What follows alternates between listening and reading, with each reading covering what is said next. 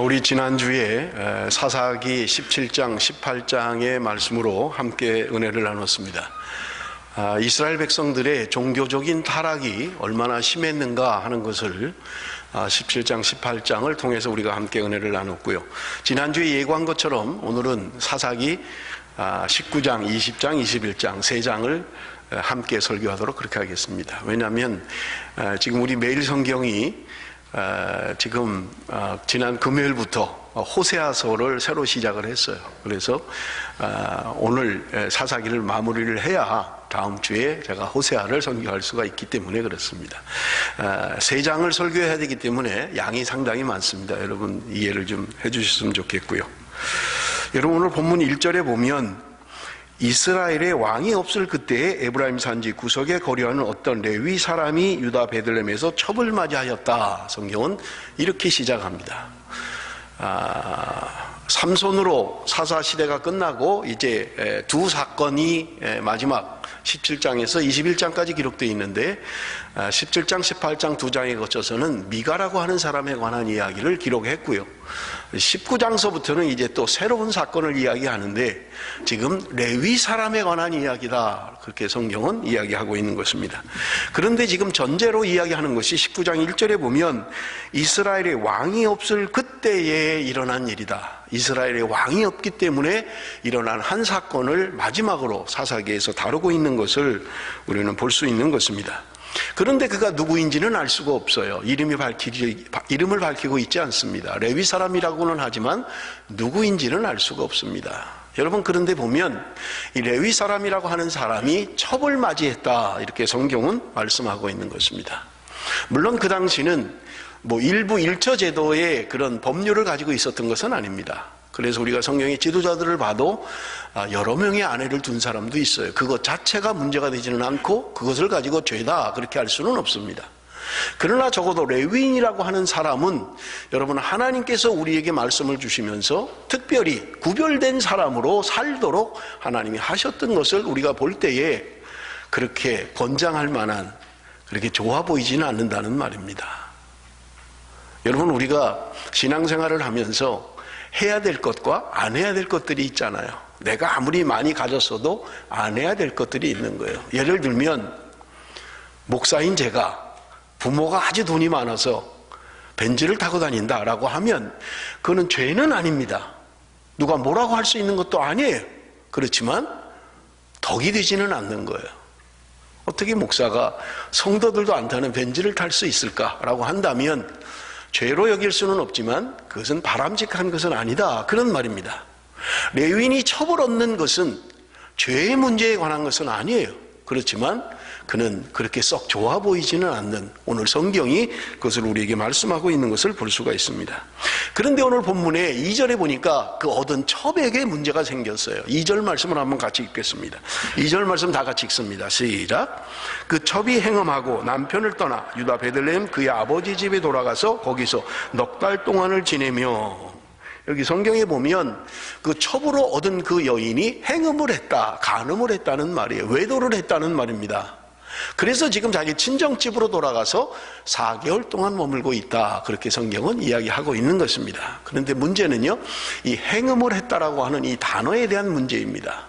왜냐하면 여러분 한글 성경에는 개역 성경과 개역 개정 성경에는 동일하게 행음했다 이렇게 번역하고 있습니다. 그런데 공동 번역을 보면 공동 번역에는 이렇게 해석을 하고 있습니다. 그 첩은 화나는 일이 있어서 그를 버리고 베들레헴 성내에 있는 친정으로 돌아가 거기에서 넉 달가량 머물러 있었다. 공동 번역은 이렇게 번역을 하고 있고요. 표준 새 번역도 동일하게 번역을 하는 것이 행음했다라는 단어를 화가 나서 이렇게 번역을 하고 있는 것입니다. 그러나 무슨 일로 화가 난 그 여자는 화가 났다 이렇게 표현하고 있는 거예요. 자, 그러면 여러분 지금 행음했다라고 하는 이 단어를 원어의 의미는 대부분이 행음한 것으로 사람들이 사용을 합니다. 그렇지만 종종 다르게 그것은 화가 났을 때 사용하는 단어이기도 합니다. 여러분 우리가 영어를 보면 영어의 단어의 의미가 여러 종류로 사용될 때가 많이 있잖아요. 물론 사람들이 주로 사용하는 의미의 그런 단어이지만 때로는 다른 의미로 사용하게 되는 것을 우리가 볼 수 있다는 말입니다. 예를 들면 제가 시간이 없어서 다 하지는 못합니다만은 킹 제임스 버전 그리고 NIV 그다음에 RSV는 이 지금 우리가 이야기하는 것들을 다 이야기하고 있어요. 킹 제임스 버전도 간음한 것으로 표현을 하고 있고요. 그런가 하면 NIV 성경은 좀 이상한 표현을 하고 있습니다. 여러분, NIV는 But she was unfaithful to him 이라고 표현하고 있는 거예요. 우리가 해석하기가 참 어려워요. 여기서 태어난 청년들한테 제가 다 물었어요. 이게 도대체 무슨 의미냐라고 하는 거예요. 그런데 우리는 그냥 faith 하면 믿음이라는 단어로 사용을 합니다만은 실제로 사용하는 이 말은 외도에 관한 것입니다. 외도를 했느냐 하는 거예요. 그래서 여러분 한 단어를 가지고도 의미가 다르게 사용되고 있는 것을 우리는 볼 수 있는 거예요. 그래서 무조건 faith 나오면 무조건 믿음 이렇게만 해석을 하면 본래의 문장의 의미를 잘못 해석할 수 있게 된다는 말입니다. 그렇기 때문에 지금 원어의 의미는 대부분이 행음이라고 하는 단어로 그렇게 사용을 하지만 간혹 가다가 이 단어를 화가 난이라는 표현으로 사용하고 있다는 말입니다. 제가 이 말씀을 왜 이렇게 드리냐 하면 만약에 우리가 가지고 있는 성경대로 개역 개정 성경이나 개역 성경대로 행음을 한 것이다 라고 만약에 번역을 하면 그 다음 3절을 해석하는데 어려움이 있습니다. 여러분 한번 3절을 볼까요? 3절은 어떤 말씀을 하고 있나 보겠습니다. 3절 말씀 우리 한번 다 같이 읽습니다. 시작.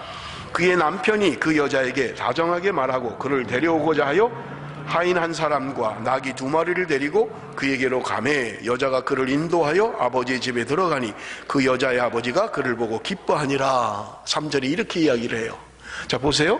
이 남편이 지금 4개월 동안 그 여자가 행음을 하고 집에 가버린 거예요. 4개월이 지난 후에 이 남자가 이 여자를 데리러 처갓집으로 간다는 이야기입니다. 그런데 여기 본문에 보면 한글 성경에는 그의 남편이 그 여자에게 다정하게 말하고 그를 데려오고자 하여 이렇게 되어 있어요. 다정하게 말을 해서 그 여자를 데려오기 위해서 지금 처갓집으로 가고 있다. 성경은 이렇게 이야기합니다. 그런데 앞에 2절의 말씀을 그 여자가 행음한 것이라고 번역을 하게 되면 여러분 3절을 해석할 방법이 없어요. 왜냐면요 간음한 여인이에요. 여러분 성경은 분명하게 간음한 여인에 대하여 죽이라고 말씀하고 있습니다. 레위기서 20장에 반드시 죽여야 할 죄 가운데 하나가 여러분 간음에 대한 죄예요. 그런데 지금 이 남자가 뭐 때문에 간음한 여인을 이 아내를 다정하게 말해서 그를 데려오려고 지금 가고 있느냐 하는 거예요. 좀 이상하잖아요. 그죠? 말이 해석이 안 되잖아요. 간음한 여인은 죽여야 돼요. 벌을 줘야만 합니다. 그런데 뭘 다정한 말로 가서 그를 갑시다 여보 우리 가서 이제 그냥 또 용서하고 삽시다 말이 안 돼요. 그런데 2절의 말씀을 이것을 화가 난 것으로 해석을 하면 3절에 해석하는데 문제가 없습니다. 왜냐하면 이 여인이 무엇 때문에 화났는지는 모르지만 이 남자 때문에 화가 나서 그저 자기 친정집으로 가서 4개월이 지난 거예요.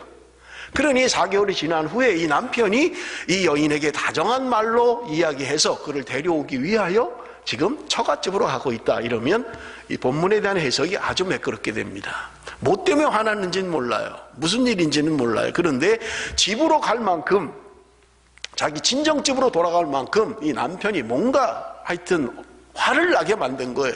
그래서 내가 도저히 못 견디겠다. 내가 집으로 가야 되겠다 해서 4개월 동안 지금 자기 친정집에 머물고 있는 거예요. 그러니 이 남편이 이제 그 여인을 잘 말로 설득해서 여인을 데려오기 위하여 지금 처갓집으로 가고 있다. 이렇게 해석을 하면 이 본문에 대한 해석이 그렇게 어렵지 않게 된다는 말입니다. 자, 그가 지금 이제 간 거예요. 처갓집으로 갔어요. 4개월 만에 오니까 장인은 너무너무 반가운 거예요. 자기 딸이 무슨 이유인지는 모르지만 지금 자기 딸이 집으로 와서 결혼한 딸이 집으로 와서 4개월 동안이나 머물고 있으니까 말은 못해도 얼마나 불편하겠어요. 그런데 지금 자기 사위가 자기 아내를 데리러 온 거예요. 자기 딸을 데리러 온 거예요. 그러니 이 장인이 극진하게 대접을 합니다. 여기 오늘 성경에 보면 3일 밤낮을 대접을 받습니다. 그리고 나서 4일째 되는 날 이제 그가 떠나려고 하는 거예요. 자기 아내 된 사람 그 여자와 함께 떠나려고 했던 거예요. 그런데 그 장인이 또 만류를 합니다. 네가 좀 기력을 회복하고 좀 더 쉬었다가 그렇게 가면 좋겠다. 장인이 극구 말리니까 어쩔 수 없이 4번째 밤도 그 집에서 유숙하며 머물게 된 거예요. 다섯째 날 아침이 밝았을 때 그가 이제 나는 가야 되겠다 하는 마음을 가지고 있었던 거예요. 어떤 일이 있어도 오늘은 돌아간다 그러고 있는데 장인이 또 만류를 해요. 그러지 말고 너가 좀 음식을 먹고 기력을 회복한 다음에 그 다음에 가면 좋겠다. 그렇게 이야기를 하는 거예요. 그러니 아침을 지납니다. 점심을 지납니다. 이제 저녁이 돼버린 거예요. 그러니까 장인이 또 이야기합니다. 이제 시간도 많이 됐으니까 오늘 밤 자고 내일 아침 일찍이 돌아가면 좋겠다. 그렇게 이야기를 한 것입니다. 그런데 이 남자, 이 레위 남자 마음속에는 이러다가는 집에 못 가겠다 생각을 했는지 아닙니다. 지금이라도 떠나겠습니다라고 하고 자기의 첩과 하인과 그렇게 길을 떠나게 된 것입니다.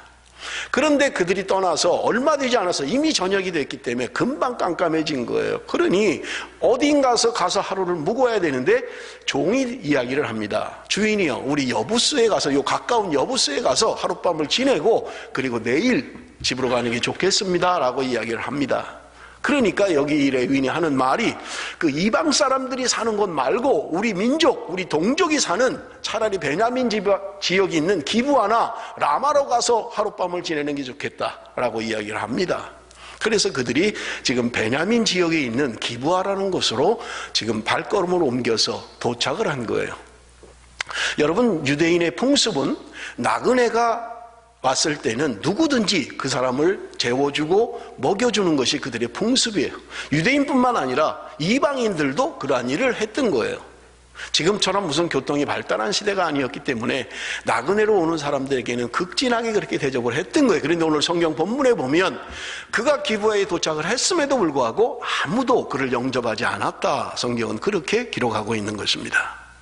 미루어 볼 때 지금 기브아에 살고 있는 자기는 그래도 동족에게 가면, 나와 같은 민족에게 가면 뭔가 좀 다르지 않을까 그런 생각으로 갔음에도 불구하고 누구도 그 사람을 받아들이지 않았다고 기록하고 있는 것입니다. 인심이 좀 사나웠다는 말이죠. 우리가 종종 한국에서도 뭐 그런 말이 있잖아요. 서울 사람들은 깍쟁이야. 뭐 왜 그렇게 됐는지는 모르는데 저는 깍쟁이가 아닙니다. 서울 사람이라도 깍쟁이 아니에요. 근데 왜 그런 말이 붙었는지 모르겠어요. 어쨌든 그들이 뭔가 행동하는데 사람들에게 안 좋게 인식을 가졌기 때문에 서울 사람은 깍쟁이야. 서울 사람 있으면 용서하십시오. 그렇게 인식을 갖고 있는 거죠.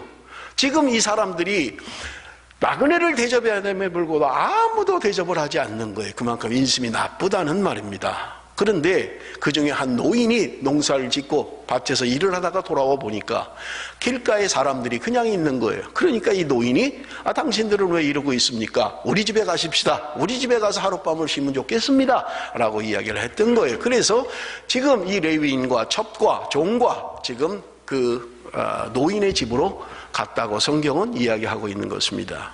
손발을 씻을 물을 주고요, 저녁을 극진하게 대접을 받았습니다. 뭔가 이야기가 무르익어가고 좋아요, 분위기가. 그런데 문제가 생겼습니다. 19장 22절입니다. 여러분 한번 우리 읽어봅니다. 19장 22절 말씀 다 같이 읽습니다. 시작.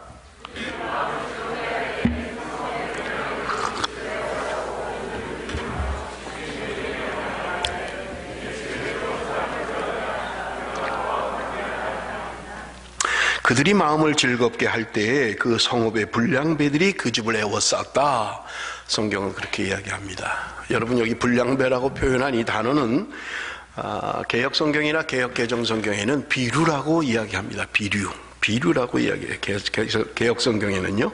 이 비류라는 말은 벨리알의 아들들이다 라고 하는 그런 말인데, 벨리알이라고 하는 것은 사단 마귀에게 속해 있는 악한 자들을 표현할 때 이렇게 표현하고 있는 거예요. 그들은 이성이 없는 사람들이에요. 난폭한 사람들입니다. 누구도 막을 수 없는 불량배들이에요. 깡패들이에요.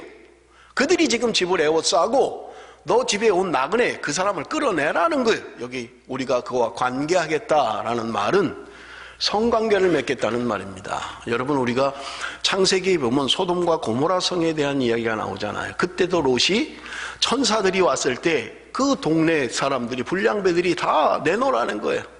관계를 맺겠다는 거예요. 여기 말하는 이 관계는 성적인 것을 의미합니다. 그래서 여러분, 동성애나 이런 잘못된 성관계를 이야기할 때 영어 단어로 소돔이라고 이야기합니다. 이 소돔이라는 말은 소돔이라는 지역 이름에서 나온 거예요. 그러니 이 소돔이라는 것은 정상적인 관계를 말하는 것이 아닙니다. 남자와 남자가, 여자와 여자가 잘못된 관계를 이야기하고 있는 것입니다. 그런데 지금 이 사람들이, 불량배들이 나와서 이 나그네인 레위 사람들을 내놓으라는 거예요. 그러니까 이 노인이 나가서 하는 말이, 이 손님을 건드리지 마라. 내게 집에 온 이 손님을 건드리지 말고 나에게 결혼도 하지 않은 처녀 딸 둘이 있으니 그 딸들과 이 레위인의 첩이 여기 있다. 그러니까 그들을 너희들에게 줄 테니까 너희들 소견에 오른 대로, 너희들 마음대로 해도 좋지만 이 손님은 좀 손대지 않으면 좋겠다라고 이야기하게 되는 것입니다. 그로 말미암아서 지금 그 자기의 딸과 지금 이 레위인의 첩이 문제가 생긴 거예요. 여러분 성경에 보면 23절 24절을 보십시오. 23절 24절에 보면 집주인이 그 사람이 그들에게로 나와서 이르되 아니라 내 형제들아 청하노니 이 같은 악행을 저지르지 말라. 이 사람이 내 집에 들어왔으니 이런 망령된 일을 행하지 말라. 보라 여기 내 처녀딸과 이 사람의 첩이 있은즉 내가 그들을 끌어내리니 너희가 그들을 욕보이든지 너희 눈에 좋은 대로 행하되 오직 이 사람에게는 이런 망령된 일을 행하지 말라 하나. 그래서 결국은 문제가 생겨요. 그 문제가 뭡니까? 25절입니다. 무리가 듣지 아니하므로 그 사람이 자기 첩을 붙잡아 그들에게 밖으로 끌어내매 그들이 그 여자와 관계하였고 밤새도록 그 여자를 능욕하다가 새벽 미명에 놓은지라. 이 레위인이 자기의 첩을 그 사람들에게 내준 거예요. 강제로 그들에게 내준 거예요. 밤새도록 농락을 당하고 새벽 미명에 집으로 돌아왔다는 말입니다. 그런데 이 여인이 거기서 죽고 마는 거예요. 여러분 성경은 이야기합니다. 26절에 보니까 동틀 때에 여인이 자기의 주인이 있는 그 사람의 집문에 이르러 엎드려져 밟기까지 거기 엎드려져 있더라. 그의 주인이 일찍이 일어나 집문을 열고 떠나고자 하더니 그 여인이 집문에 엎드려져 있고 그의 두 손이 문지방에 있는 것을 보고 그에게 이르되 일어나라 우리가 떠나가자 하나 아무 대답이 없는지라. 이에 그의 시체를 낙에 싣고 행하여 자기 곳으로 돌아가서. 여러분 지금 이 레위 사람은 자기의 첩이긴 하지만 자기 아내이잖아요. 자기의 신변의 위협함을 느끼면서 자기 아내를 내어준 거예요. 그러면 여러분 보통 사람은요 잠이 안 와야죠. 잠을 못 자야죠. 지금 내 사랑하는 여자가 지금 불량배들에게 끌려가서 온갖 수모를 당하고 있는데 어떻게 잠이 그렇게 태연히 오느냐고요. 이 레위 사람은 잠을 자버리고 만 거예요. 자기 사랑하는 여자가 무슨 일을 당하는지도 모르는데 태연하게 잠을 자고 있었다는 말입니다. 아침에 일찍 일어나서 보니까 그 여인이 문 밖에 있는 거예요. 가자 일어나라 가자 집에 가자. 그런데 여인이 이미 죽어버리고 만 거예요. 그래서 그 시체를 싣고 자기 집에 와서 그 실체를 12도막을 내서 각 지파에 시체를 보냅니다. 여러분 시체를 받은 이 지파들, 이스라엘의 12지파들 그들이 흥분하기 시작합니다. 여러분 30절에 보니까 이렇게 기록하고 있어요. 그것을 보는 자가 다 이르되 이스라엘 자손이 애굽 땅에서 올라온 날부터 오늘까지 이런 일은 일어나지도 아니하였고 보지도 못하였도다. 이 일을 생각하고 상의한 후에 말하자 하니라. 도대체 누가 이런 악행을 범했느냐? 누가 이런 몹쓸 짓을 했느냐? 흥분하고 있는 거예요. 그래서 그들이 지금 한 곳에 다 모였어요. 성경은 이야기합니다. 11절 다 같이 읽습니다. 20장 11절 말씀 다 같이 읽겠습니다. 시작.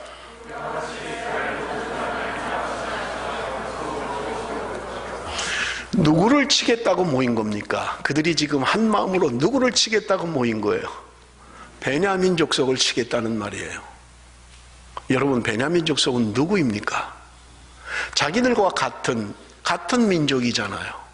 예를 들면 우리 대한민국에도 각 지방별로 다 되어 있잖아요. 그지요? 그런데 지금 충청도 사람이 기분 나빠서 이 일을 보고 강원도 사람을 죽이겠다고 전부 다 모인 거예요. 한 지방 사람, 지금 이 베냐민 지파만 빼고 나머지 지파들이 연합으로 모였는데 군사가 40만이었다 이렇게 이야기하고 있는 거예요. 그리고 나서 그들은 지금 그들을 죽이겠다는 거예요. 그들을 치겠다는 거예요. 지금 누구를 치는 거예요? 지금 자기 동족을 치고 있는 거예요. 자기 민족을 치고 있는 것입니다. 그러겠다고 모인 거예요. 잘려진 조각 시체를 보고 전부 다 흥분을 한 거예요. 도대체 어떤 놈이, 누가 도대체 이런 악행을 저질렀느냐, 가만두면 안 된다, 다 죽여야 된다. 그리고 벌떼처럼 일어나서 지금 베냐민을 치겠다고 모여 있는 것입니다. 여러분, 하나님께서 여호수아를 통하여 하나님께서 땅을 주셨잖아요. 가나안이라고 하는 땅을 주셨어요. 너희들이 가서 저것들을 정복하고 점령해서 차지하라고 말씀하셨습니다. 여러분, 그들은 악한 자들입니다. 하나님의 말씀을 떠난 사람들이에요. 그런데 지금 연합해서 싸워야 할 적은 다른 데 있는데, 그 적과 싸울 때는 연합하지 못하고 하나 되지 못했던 그들이 지금 자신의 민족인, 자신의 동족인 그 민족을 치겠다고 한 마음이 되어서 벌떼처럼 일어난 거예요. 여러분, 뭔가 잘못되어 있잖아요. 누가 적이에요? 누가 싸워야 할 대상입니까? 왜 그 싸움을, 그 칼을 자기의 민족에게 들이대느냐는 말이에요. 악한 사단에게 들이대야 되고, 악한 영에게 들이대야 되고, 악한 세력에게 싸워야 될 그들이 지금 같은 민족 간에 민족 분쟁이 일어나고 마는 거예요. 민족 상잔의 비극이 일어나고 마는 것입니다. 여러분, 오늘 본문 말씀 18절 말씀입니다. 이스라엘 자손이 일어나 베델에 올라가서 하나님께 여쭈어 이르되 우리 중에 누가 먼저 올라가서 베냐민 자손과 싸우리까 하니 여호와께서 말씀하시되 유다가 먼저 갈지니라 하시니라. 그들이 지금 전쟁을 앞두고 하나님께 묻고 있는 거예요. 왜냐하면 그들이 연합군으로 모였습니다. 그들이 모이고 나니까 40만이에요. 그런데 여러분, 베냐민 지파는 2만 6천밖에는 되지 않습니다. 그러니까 그들이 이야기하는 거예요. 우리 그러지 말고 이거 다 싸울 것도 없다. 각 지파에서 대표로 10분의 1씩만 용감한 사람들을 보내라. 그래서 각 지파에서 40만이니까 그 중에 10분의 1만 해도 4만 명이 되는 거예요. 그러니 이 4만 명만 가지고 베냐민을 쳐도 2만 6천 그까짓 거 칠 수 있는 거예요. 그래서 그들이 모여서 베냐민 지파에게 통보합니다.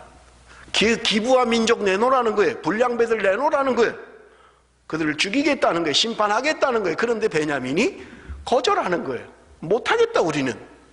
니네들이 뭔데? 이러는 거예요. 그래서 지금 전쟁 일촉즉발인 거예요. 오히려 베냐민도 군사력을 모으고 지금 전쟁을 치르기 위해서 모여 있는 거예요. 2만 6천의 군사들이 모여 있는 거예요. 그런데 여러분, 베냐민은 뭔가 믿는 구석이 있었어요. 그들이 40만이라고 하지만 우리가 싸우면 이길 수 있다는 뭔가 믿는 구석이 있었는데, 여러분, 베냐민에는 특수 정예 부대가 있었어요. 여러분, 성경에 보니까 왼손잡이로 물매를 돌리는 특수부대가 있었던 거예요. 여러분, 오늘 성경에 보니까 그들이 던지는 물매가 얼마나 정확한지 머리털 하나까지도 정확하게 맞출 수 있다는 거예요. 왼손잡이들이 뭔가 좀 다른 것 같아요. 저도 왼손잡이입니다. 왼손잡이들이 물매를 던지면 머리털 하나까지도 계산해서 맞출 수 있다. 얼마나 정확한지, 뭐 얼굴을 맞춘다, 가슴을 맞춘다가 아니라 머리카락을 조준해서 맞춘다. 원어의 의미가 그래요. 그렇게 정확하게 날릴 수 있다는 거예요. 그 사람들이 700명의 특수부대가 있는 거예요. 그러니 베냐민은 할만하다. 우리가 비록 2만 6천밖에 안 되지만 저것들 4만 명 오면 우리 700명의 정예부대가 있으니까 싸울만하다. 못 듣겠다는 거예요. 그래서 전쟁이 시작됐는데 이스라엘의 연합군들이 지금 하나님 앞에 묻고 있는 것입니다. 하나님, 저들을 누가 먼저 올라가서 쳐야 되겠습니까? 그때 하나님 말씀하시기를 유다가 먼저 올라가서 쳐라 말씀하신 거예요. 하나님이 말씀하셨어요. 그러니 여러분, 이제까지 수많은 전쟁을 치렀던 이스라엘 백성들이 하나님이 말씀하시고 하나님이 함께 하시는 전쟁은 절대로 패망하는 게 없습니다. 여러분, 우리가 이제까지 성경에 나오는 수많은 전쟁들을 보세요. 그 난공불락의 여리고성을 무너뜨리는데도 하나님의 말씀에 순종하기만 하면 하루에 한 바퀴씩 돌고 마지막 날 7바퀴 돌면 여리고성이 무너지겠다는 거예요. 이런 말이 어디 있습니까? 이런 말도 안 되는 소리가 어디 있냐고요. 그런데 그들이 그 말씀에 순종해서 하니 하나님이 역사하셔서 여리고성이 무너지는 거예요. 엘리사를 잡겠다고 도단성에 모였습니다. 아람의 군대가 완전히 포위했어요. 군사도 없어요. 거기는 선지자와 종만 있는 곳이에요. 그런데 그들이 군사들이 완전히 포위했어요. 그런데 하나님이 그들의 눈을 다 멀게 해버리시는 거예요. 하나님의 전쟁은 하나님이 역사하시는 거예요. 내가 가지고 있는 군사력에 의지하지 않습니다. 내가 가지고 있는 힘에 의지하지 않는 거예요. 하나님의 말씀에 의지하여 순종하면 하나님은 하나님의 전쟁을 치르시고 하나님의 역사는 일어나는 거예요. 그걸 경험한 사람들이에요. 그런데 하나님이 올라가서 쳐라. 유다가 먼저 올라가서 쳐라. 말씀하신 거예요. 그래서 그들이 지금 공격을 하기 시작합니다. 그런데 여러분, 성경이 말하는 게 뭐예요? 첫 번째 전쟁에서 그들은 22,000명이 죽습니다. 베냐민 지파가 죽은 게 아니라 연합군이 죽은 거예요. 22,000명, 4만 명이 공격을 했는데 그 중에 반이 넘는 22,000명이 죽은 거예요. 그들이 밤새도록 울면서 하나님 앞에 기도합니다.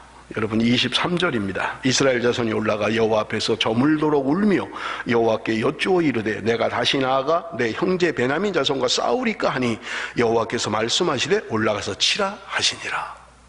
22,000명이 죽었어요. 지금 졌어요. 그러니까 밤새도록 울면서 저녁 때까지 울고 불고, 하나님 지금 우리 전쟁해야 됩니까? 이거 올라가서 싸워야 됩니까? 하니까 하나님이 가서 싸워라 말씀하신 거예요. 요번에는 하나님도 실수하실 때가 있겠지. 요번에 두 번째 전쟁에 돌입합니다. 그런데 이번에는요, 연합군이 18,000명이 죽어버리고 마는 거예요. 하나님이 허락하신 거예요. 하나님이 가라 한 거예요. 하나님이 싸우라 하신 것입니다. 그런데 두 번째도 전쟁에 실패해버리는 거예요. 여러분, 그들이 세 번째 다시 하나님 앞에 부르짖습니다. 28절 다 같이 읽습니다. 28절 다 같이 시작. 아론의 손자인 엘라살의 아들 비느하스가 그 앞에 모시고 섰더라. 이스라엘 자손들이 여쭈기를 우리가 다시 나아가 내 형제 베냐민 자손과 싸우리까 말리까 하니 여호와께서 이르시되 올라가라. 내일은 내가 그를 내 손에 넘겨주리라 하시는지라. 하나님이 또 가라는 거예요. 여러분들이 이미 묵상을 하셨으면 이미 결말과 내용을 다 알고 계실 것입니다. 그들이 세 번째 올라가서 전쟁을 치르는데 이번에는 승리합니다. 베냐민 지파를 전멸시켜버려요. 그리고 남은 자들이 600명이 바위 틈에 공격할 수 없는 어려운 곳에 600명만 남고 나머지 다 죽입니다. 성경에는 그들의 죽은 숫자를 5만 명이라고 이야기하고 있습니다. 베냐민 군대의 군사 숫자가 26,000에 나머지 24,000명은 민간인입니다. 여자고 남자고 애고 어른이고 다 죽이는 거예요. 어느 정도를 죽이냐 하면 47절 48절에 보니까 베냐민 사람 600명이 돌이켜 광야로 도망하여 림몬 바위에 이르러 거기에 넉 달 동안 지냈더라. 이스라엘 사람이 베냐민 자손에게로 돌아와서 온 성읍과 가축과 만나는 자를 다 칼날로 치고 닥치는 성읍은 모두 다 불살랐더라. 그들이 지금 베냐민 지파를 다 전멸시켜버리는 거예요. 가축까지 다 죽이는 거예요. 만나는 사람마다 칼로 다 죽여버리는 거예요. 도망간 600명, 지금 저 바위 위에 공격할 수 없는 숨어있는 600명 외에는 다 죽여버리는 거예요. 여러분, 이것이 20장, 사사기 20장의 마지막 내용입니다. 여러분, 우리는 분명히 물어야만 합니다.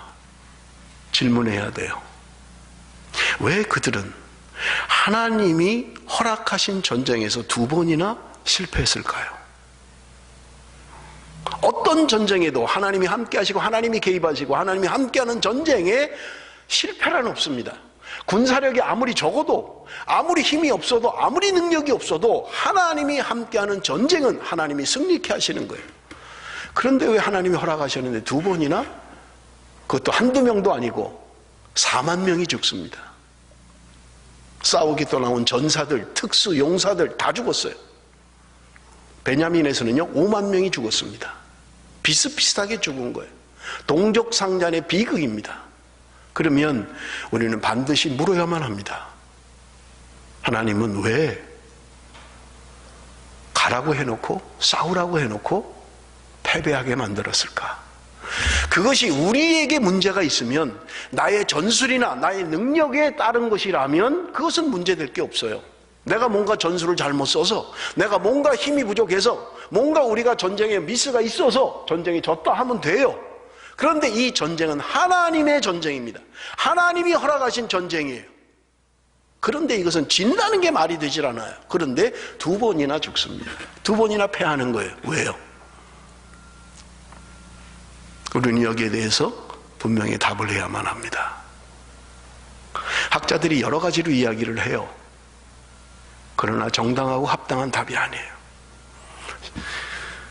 분명한 것은요, 하나님이 이스라엘을 징계하시기를 원하시는 거예요. 여러분, 제가 일부 예배 때 설명을 드렸습니다마는 이런 것입니다. 우리 한국 속담 가운데 50보 100보다 그런 말이 있잖아요. 또 요즘 뭐 코미디언들이 하는 독긴 객긴이다 뭐 이런 말이 있잖아요. 그죠? 50보 100보라고 하는 말은 전쟁이 나서 패배를 해서 도망을 가는데 어떤 사람은 50보를 도망간 거예요. 그리고 어떤 사람은 100보를 도망간 거예요. 그런데 50보 도망간 사람이 100보 도망간 사람에게 이야기하는 겁니다. 야, 너는 그래, 난 뭐가 그렇게 무섭다고 100보씩이나 도망가냐? 나는 50보밖에 안 도망갔잖아. 이러고 있는 거예요, 지금. 50보 도망가는 거나 100보 도망가거나 그게 그거지 뭐. 예? 도나 개나 뭐 그게 그거지. 뭐 한 칸 가나 두 칸 가나. 뭐 그래도 걸 정도는 돼야 뭐가 되는 거 아니에요? 죄송합니다, 제가. 그게 그건 거예요. 하나님이 보실 때 하나님의 마음은 지금 기브아만의 문제가 아니에요. 베냐민의 문제만이 아니라는 거예요. 여러분, 지난주에도 우리가 함께 은혜를 나눴습니다마는 전 국가적인, 전 민족적인 타락이에요. 미가의 집에만 일어난 문제가 아니라 이스라엘 백성들이 가지고 있는 하나님을 떠나서 그들이 행음하고 우상을 숭배하며 하나님을 떠나 있었던 것입니다. 지금 베냐민의 문제만이 아니에요. 지금 누가 누구를 욕을 한단 말이에요. 여러분 보세요. 이 레위 사람 보세요. 뭐가 그렇게 흥분을 해서 뭐가 그렇게 억울하다고 그 정도로 억울하면 자기 아내를 생명을 걸고 지켰어야죠. 에? 퍼질러 잠이나 잔게. 아니 지 아내 그 불량배들한테 보내놓고 잠자는 인간이 뭐 대단하게 의분을 갖는다고. 여러분 우리 생각하십시오. 여러분 결단해야 됩니다. 이게 도대체 무슨 일입니까? 지는 뭐 했는데? 지는 뭐 했냐고요? 이게 지금 뭐 누구를 얘기할 거냔 말이에요. 민족적으로 잘못되어 있는 거예요. 하나님 앞에 범죄하고 있는 거예요. 그런데 지금 50보 100보인 거예요.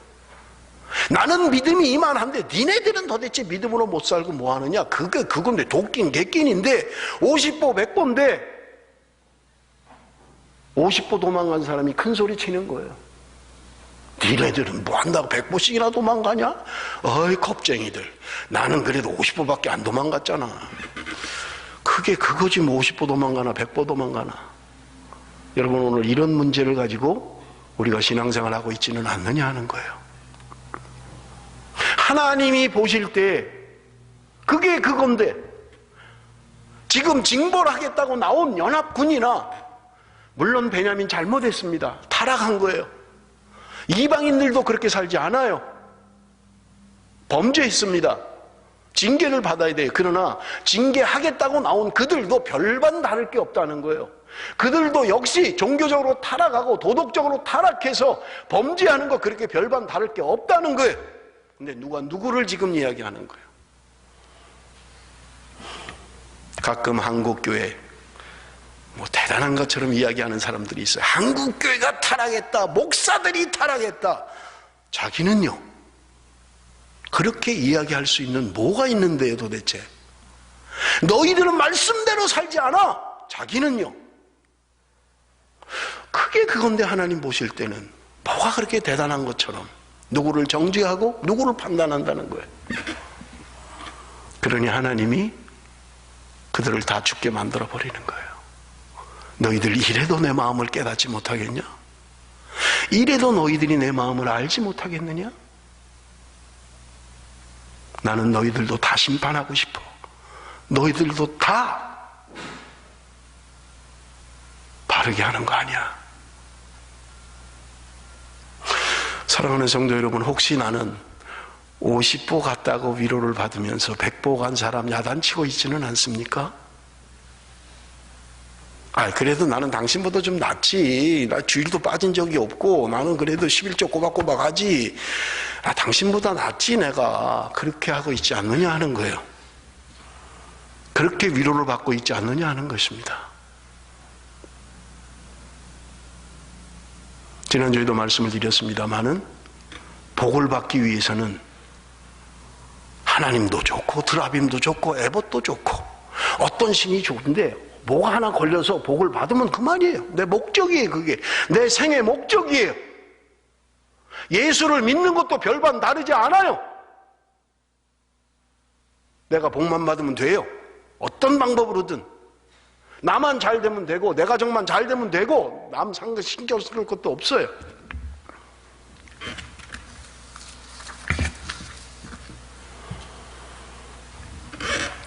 여러분, 우리는 하나님의 마음을 알아야만 합니다.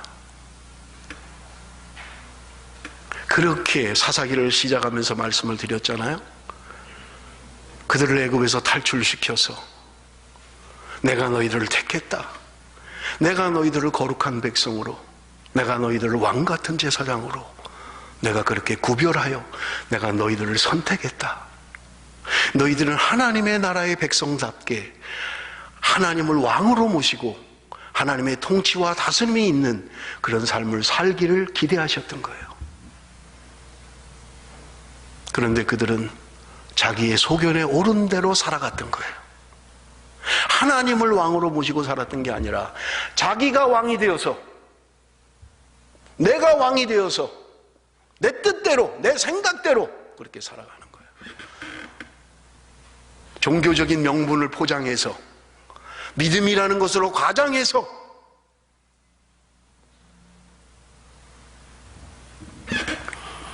속에는 자기 생각대로 자기 뜻대로 하는 거예요.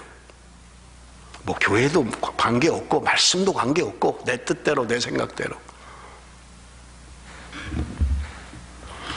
여러분, 사사기 21장 1절을 한번 같이 읽겠습니다. 이제 마지막을 향해 갑니다. 21장 1절 말씀 다 같이 읽습니다. 시작.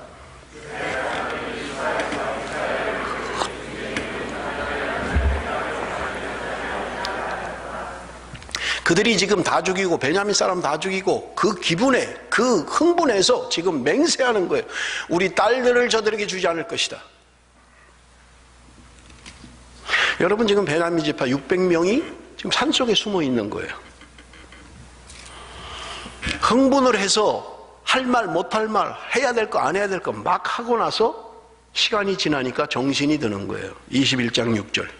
이스라엘 자손이 그들의 형제 베냐민을 위하여 뉘우쳐 이르되 오늘 이스라엘 중에 한 지파가 끊어졌도다. 정신을 차리고 보니까 다 죽인 거예요. 하나님이 12지파를 허락하셨는데 한 지파가 없어지게 생긴 거예요. 거기다 맹세까지 했잖아요.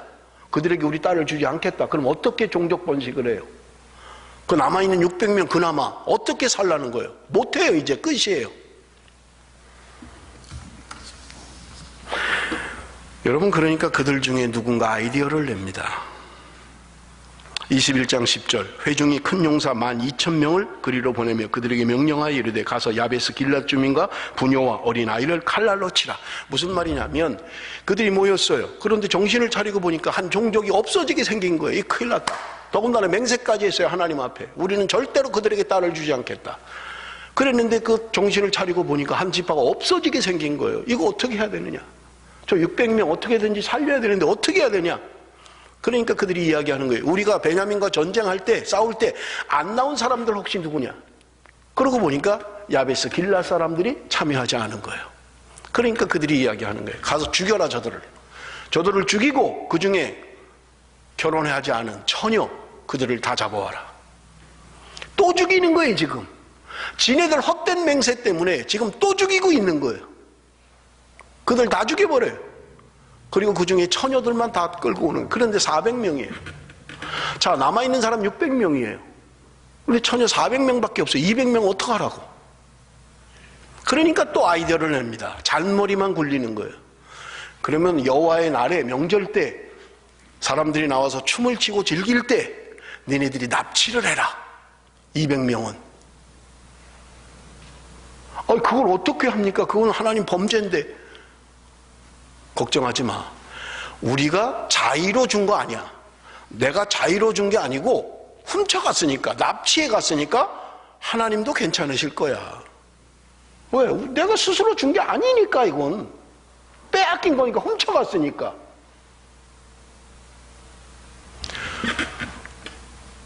하나님 앞에 잘못된 맹세들이, 잘못된 생각들이 반복적으로, 계속적으로 범죄하게 만드는 거예요. 그들은 이야기합니다. 괜찮아. 우리가 다 얘기할게. 걱정하지 마. 이거는 자의로 하는 게 아니야. 훔쳐간 거야. 도둑 맞은 거야. 그러니까 맹세하고 관계없어. 맹세를 안 했어야죠. 문제를 해결하려면 그들이 하나님께 물었어야죠. 하나님, 이런 상황인데 어떻게 해야 됩니까? 이미 물은 엎질러졌어요. 이미 다 죽였다고요, 베냐민 사람들. 하나님, 이 남은 사람들이라도 어떻게 구제해야 됩니까? 우리가 알 수가 없으니까 하나님 지혜를 주십시오. 했어야 되는데 문제를 해결하기만 급하다 보니까 자기 생각대로 다 해버리는 거예요. 그냥.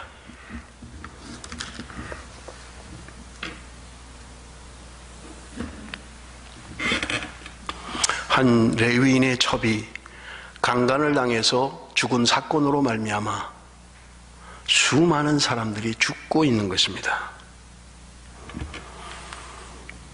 그들이 강제로 납치를 하고요,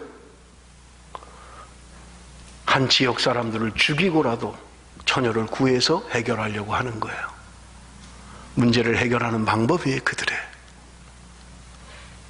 하나님께 묻지도 않았고요, 하나님께 구하지도 않은 거예요. 자기의 소견에 오른 대로. 여러분, 오늘 본문 24절은 이렇게 이야기합니다. 우리 한번 다 같이 읽겠습니다. 24절 말씀 다 같이 시작. 그때 이스라엘 자손이 그곳에서 각기 자기의 지파 자기의 가족에게로 돌아갔으니 곧 각기 그곳에서 나와서 자기의 기업으로 돌아갔더라. 굉장히 평온한 것 같아요. 해피엔딩인 것 같습니다. 결말이 난 것 같아요. 문제를 잘 해결했어요. 그래서 그들은 각 지파대로 자기 땅으로 다 돌아가 버리고 평온했더라, 이런 거예요. 과연 평온한 것인가요? 과연 문제는 없는 것인가요? 과연 그들은 하나님 앞에 바르게 행동한 것인가요? 애초부터 잘못된 거 아닌가요?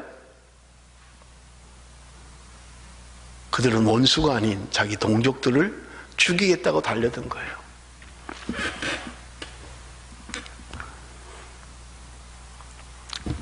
여러분, 사사기 기자는 이 사사기의 마지막 말씀으로 21장 25절에 이런 결론을 내리고 있습니다. 그때 이스라엘에 왕이 없으므로 사람이 각기 자기의 소견에 오른 대로 행하였더라. 사사기를 제가 여러 번 설교를 하면서 동일하게 말씀드렸던 거예요. 하나님은 오늘 우리의 왕이십니다. 하나님이 우리를 친히 다스리고 통치하시기를 원하시는 거예요. 그럼에도 불구하고 우리는 끊임없이 거절하고 있는 거예요. 문제는 그들은 생각하기를 한 번도 하나님을 버린 적이 없고 하나님을 떠난 적도 없다고 생각하는 게 문제인 거예요. 우리가 언제 하나님을 버렸습니까? 우리가 언제 하나님을 떠났습니까? 그런데 하나님은 너희들이 나를 버렸다 말씀하시는 거예요. 아니, 하나님 언제 우리가 버렸습니까? 여러분, 동일하게 마태복음 25장은 우리에게 말씀합니다. 마지막 때 주님께서 양과 염소를 오른편과 왼편으로 가르시겠다는 거예요. 제가 철야 때 말씀드렸어요. 가를 필요도 없다고. 가를 필요 없어요. 왜? 알아서 가니까. 오른편 왼편 알아서 가요. 구분할 것도 없어요. 그런데 오른편에 있는 사람들, 양과 같은 사람들, 너희들은 내가 굶주릴 때 먹을 것을 주었고 내가 갇혔을 때 너희들은 나를 돌아보았고 내가 목마를 때 너희들이 먹을 것을 주었다. 그들이 언제 주님 그랬습니까? 우린 그런 적이 없습니다. 주님이 말씀하십니다. 내 곁에 있는 작은 자 하나에게 한 것이 나에게 한 것이다. 왼편에 있는 염소에게 이야기합니다. 너희들은 내가 갇혔을 때 나를 돌아보지 않았고 내가 목마를 때 물을 주지 않았고 내가 헐벗을 때 옷을 주지 않았다. 그들도 이야기합니다. 주님, 언제 주님이 내 곁에 오셨습니까? 주님이 오셨으면 내가 했지요. 주님이 동일하게 말씀하십니다. 네 곁에 있는 작은 자에게 하지 않은 것이 나에게 하지 않은 것이다 말씀하십니다. 이스라엘 백성들은 한 번도 하나님을 떠났다고 생각하지 않았어요. 자신들은 믿음이 좋다고 생각했어요. 자기들은 옳다고 생각했습니다. 그런데 하나님만으로는 말고 드라빔도 좀 필요하고 우리 가족을 지켜주는 수호신도 필요하고 사업을 잘 되게 해주는 것도 필요하고 에봇도 하나 있으면 좋겠고 그냥 이것저것 그냥 복만 되면 그렇게 필요했던 거예요. 하나님이 가장 가증스럽게 생각하는 것들 가운데 우상숭배입니다. 행음하는 거예요. 성경을 읽어보세요. 하나님이 얼마나 미워하시는지, 얼마나 안 좋아하시는지. 그런데 이스라엘 백성들이, 하나님의 택한 백성들이 그 짓을 하고 있는 거예요. 이방인도 하지 않는 짓들을 행하며 전체적으로 타락해버리고 만 거예요. 뭐 누구를 이야기할 것도 없고 50보 100보 다 타락해버린 거예요. 여러분, 이것이 사사시대를 마감하는 하나님의 마음인 것입니다. 오늘 우리를 바라보시면서, 현대를 살아가는 우리를 바라보시면서 주님은, 하나님은 어떤 마음을 갖고 계실까요?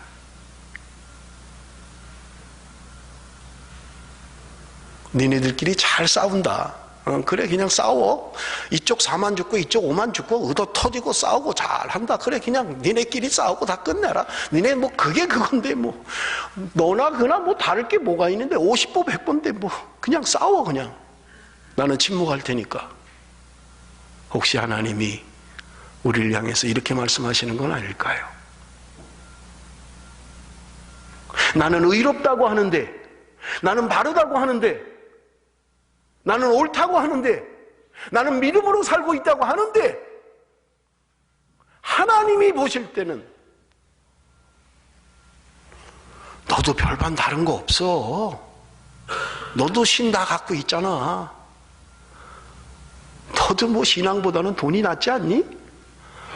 아니, 하나님보다 돈만 있으면 다 해결되는데.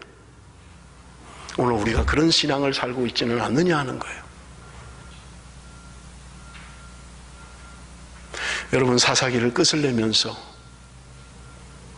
하나님은 오늘도 우리의 왕으로 존재하시고 싶으신 것입니다. 내가 너희들을 어떻게 구별했는데, 내가 너희들을 어떻게 택했는데,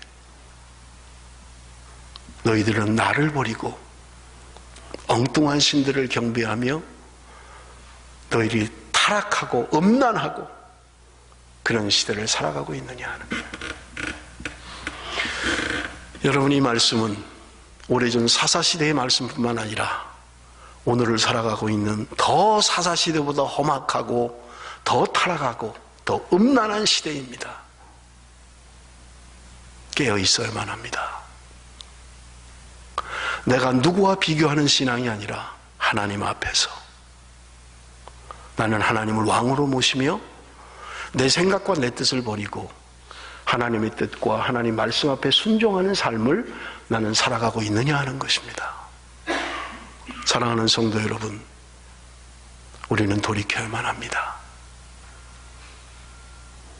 이 시대를 향한 아버지의 마음을 이해하고 그 마음으로 살아야만 합니다.